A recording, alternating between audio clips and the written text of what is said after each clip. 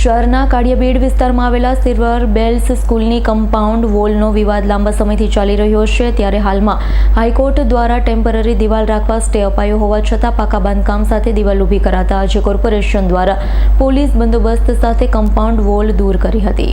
શહેરના કાળિયાબેડ વિસ્તારમાં આવેલા સિલ્વર બેલ્સ સ્કૂલ દ્વારા કમ્પાઉન્ડ વોલ બનાવવામાં આવી હતી, તેનો વિભાગ હાઈકોર્ટ સુધી પહોંચ્યો। વર્ષ 2017ના કાળિયાબેડના લેઆઉટમાં કમ્પાઉન્ડ વોલની જગ્યા રોડ પૈકીની દર્શાવેલી છે। વર્ષ 2019માં કોર્પોરેશન દ્વારા નોટિસ આપી રસ્તો ખુલ્લો કરવા જણાવ્યું છે, પરંતુ શાળા દ્વારા હાઈકોર્ટમાં દાદ માંગતા કોર્ટ દ્વારા બાળકોની સલામતી માટે પાકું બાંધકામ નહીં પરંતુ ટેમ્પરરી આર્ટ્સ ઊભી કરવા સ્ટેમાં જણાવ્યું છે। શાળા દ્વારા કોર્ટને સ્ટે હોવા છતાં તળિયામાં પાકો બેઝ બનાવી કમ્પાઉન્ડ ઊભી કરી છે। કોર્પોરેશનના ટાઉન ડેવલપમેન્ટ વિભાગ દ્વારા કમ્પાઉન્ડ વોલ હટાવી લેવા 19મી મેના રોજ નોટિસ આપી હતી, તેમ છતાં નહીં હટાવાતા આજે પોલીસ બંદોબસ્ત સાથે ટાઉન ડેવલપમેન્ટ અને એસ્ટેટ વિભાગની ટીમ દ્વારા કમ્પાઉન્ડ વોલને હટાવવામાં આવી।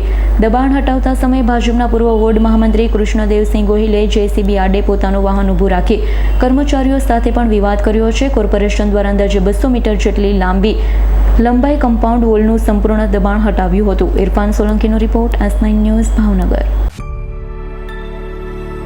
અમારી તમામ માહિતીથી અપડેટ રહેવા માટે જોડાયેલા રહો S9 ન્યૂઝ સાથે।